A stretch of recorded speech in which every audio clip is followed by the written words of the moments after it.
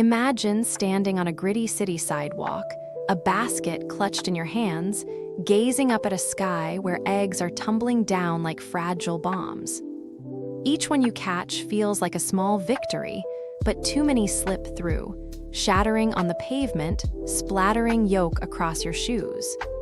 It's a frantic, losing battle, and somewhere up there, hidden from view, someone's tossing those eggs without a care. That vivid scene isn't just a strange dream. It's a snapshot of a realization that hit hard during a grueling surgical residency. Years spent mastering the art of catching those falling eggs, saving lives in the operating room, started to feel hollow. No matter how skilled the hands, too many patients still slipped away, not from the surgery itself, but from diseases that had already rooted deep long before they landed on the table. Take pancreatic cancer, a silent killer that creeps through the body unnoticed until it's often too late. A complex surgery called the Whipple procedure can remove the tumor, and survival rates for the first month after are near perfect, over 99%. But zoom out a few years, and most of those patients are gone. The egg gets caught, only to crack later. That gnawing frustration led to a bigger question. Why spend all this effort scrambling at the bottom when the real fight is stopping those eggs from falling in the first place? Medicine, as it's often practiced, waits for the crash, reacting to heart attacks, cancers, or diabetes only after they've struck. But what if the approach shifted, climbing up to tackle the source before the damage begins? That shift starts with understanding the slow-moving threats that dominate today's world. Back in 1900, life expectancy barely scraped past 50, cut short by fast killers like infections or accidents. Now, most people can expect to reach their 70s or 80s, but the catch is, those extra years often come with a trade-off. The culprits aren't quick anymore. They are the Four Horsemen: heart disease, cancer, neurodegenerative disorders like Alzheimer's, and metabolic chaos, including type 2 diabetes. These don't swoop in overnight. They build quietly over decades until they finally topple you. Heart disease, for instance, isn't just a sudden heart attack. It's atherosclerosis, a creeping buildup of plaque in your arteries that can start in your 20s. By the time you feel it, it's been plotting for years.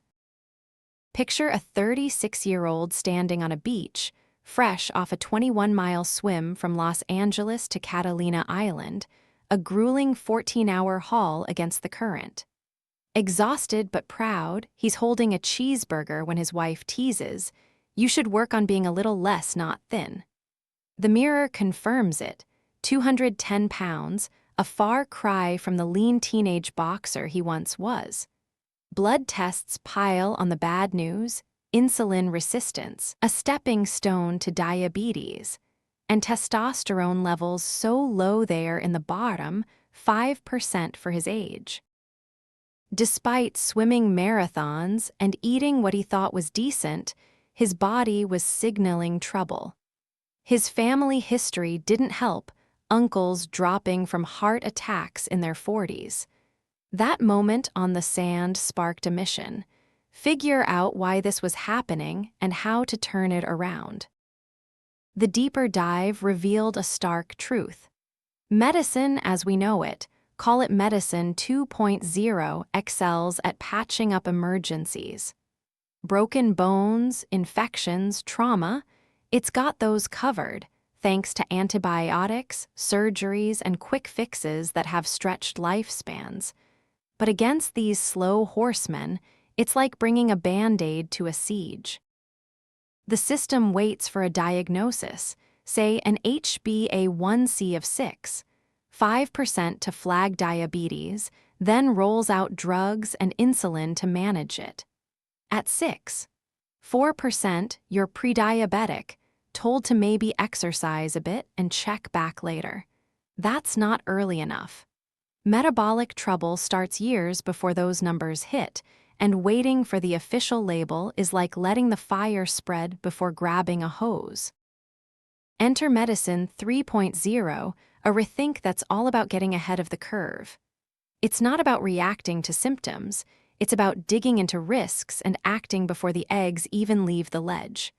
For heart disease, that means looking beyond the basic cholesterol test everyone gets at their annual checkup. Those numbers, total cholesterol, HDL, LDL, sound useful, but they're a blurry snapshot. LDL, the bad cholesterol, gets the blame, but it's not the whole story. A protein called apolipoprotein B, or ApoB, is what really matters. It's on every particle that can sneak into your artery walls and start that plaque buildup. High ApoB, that's a red flag, even if your LDL looks normal. Then there's LP, a sneaky lipoprotein that's genetically set and a heart attack risk multiplier. Most people don't even know their levels because standard tests skip it. The evidence backs this up.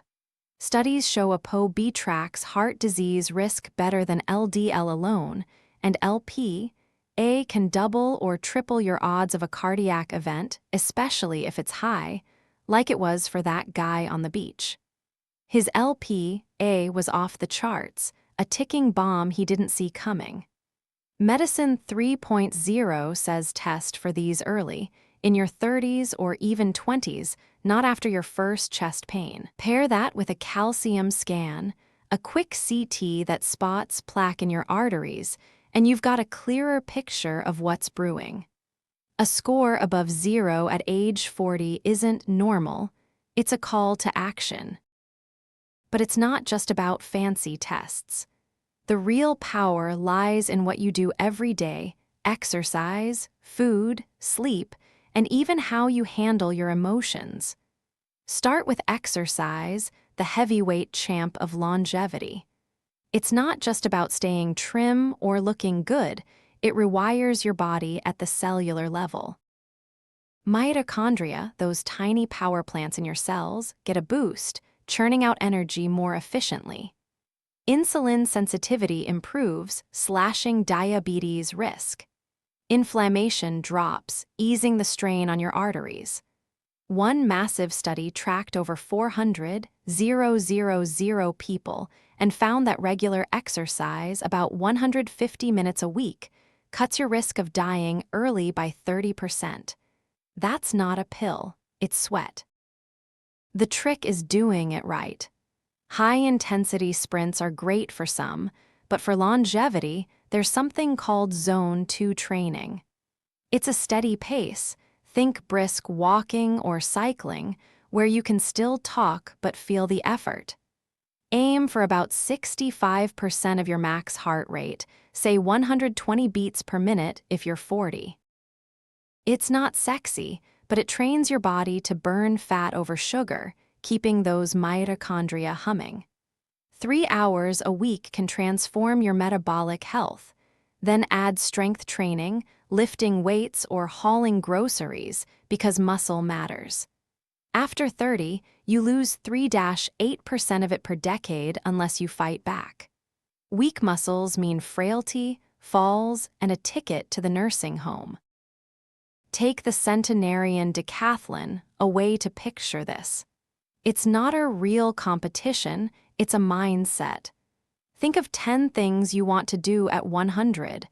Pick up a 30-pound grandkid, climb a flight of stairs, carry a suitcase. To hit those marks, train now. Grip strength is a biggie, studies link it to lower mortality. Squeeze a barbell or hang from a bar for 60 seconds. Hip hinging moves like deadlifts keep your back and legs strong.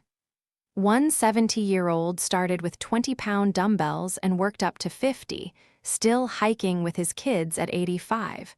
That's the goal, not just living long, but living strong. Food's the next piece, and it's messier than you'd think. The standard American diet, loaded with sugar, processed carbs, and junk, is a slow poison. It's why 88% of Americans have some metabolic glitch, even if they're not obese. Fructose, that sneaky sugar in soda and sweets, is a culprit. Unlike glucose, which your muscles can use, fructose heads straight to the liver. Too much, and it turns into fat, clogging things up. A 12-ounce Coke has 39 grams of sugar, half fructose.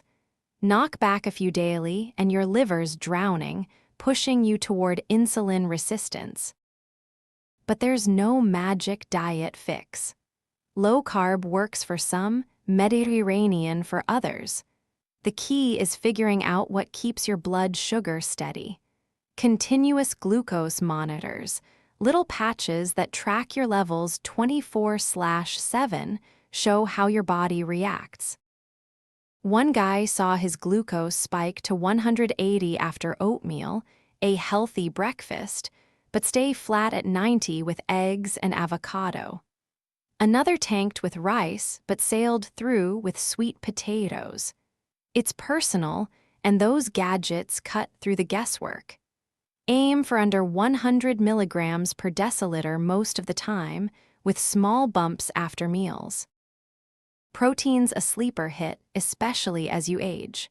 Muscles need it to stay robust, but most older folks don't get enough. Shoot for 1 gram per pound of body weight, 150 grams if you're 150 pounds. That's a lot. 3 chicken breasts or 6 eggs plus a shake. A study of seniors showed those hitting that mark had half the frailty of those skimping. Timing matters too. Spread it out, 30-40 grams per meal to keep your muscles fueled. Plant-based, possible, but trickier. You'll need more volume to match the amino acids in meat. Fasting's another tool, not just for weight but for cellular cleanup. Skip food for 16 hours, and autophagy kicks in. Your cells start recycling junk like a spring cleaning. One researcher swears by it, dropping his cancer risk markers after years of 18-hour fasts. But overdo it, and you might lose muscle, so balance is key. A 16-8 pattern, eating in an 8-hour window, can work without turning you into a skeleton. Sleep's the quiet giant. Skimp on it, and everything crumbles. 7 hours a night slashes your diabetes risk by 30% compared to 5. It's not just rest. Your brain flushes out gunk like amyloid, tied to Alzheimer's, during deep sleep. One night of bad rest spikes your glucose 20 points the next day. A week of it mimics prediabetes. A guy in his 50s tracked this. 6 hours left him foggy and snappy, 8 had him sharp and steady. Set up a cave, dark, cool, no screens. Ditch the late coffee, caffeine hangs around for hours, wrecking your rhythm. Then there's the mind. Emotional health isn't fluffy, it's a horseman slayer. Chronic stress or buried trauma can spike your cortisol, inflame your body, and pave the way for heart disease or depression. One man, a high-flying doctor, hit a wall at 40. Anger and perfectionism had him screaming at colleagues until a breakdown landed him in therapy. Dialectical behavior therapy, DBT, taught him to reframe the rage. I'm not failing, I'm learning. His blood pressure dropped 15 points in months. Another guy, haunted by a rough childhood, found peace in group sessions, cutting his insomnia in half. Ignore this stuff, and no amount of kale or push-ups will save you. These aren't separate fixes, they weave together. Exercise tunes your metabolism, letting you handle carbs better. Sleep keeps your insulin in check, so your diet lands right. A steady mind pushes you to the gym when you'd rather quit. One 60-year-old tied it all up. Zone 2 runs, 100 grams of protein daily, 8 hours of sleep, and weekly talks with a counselor.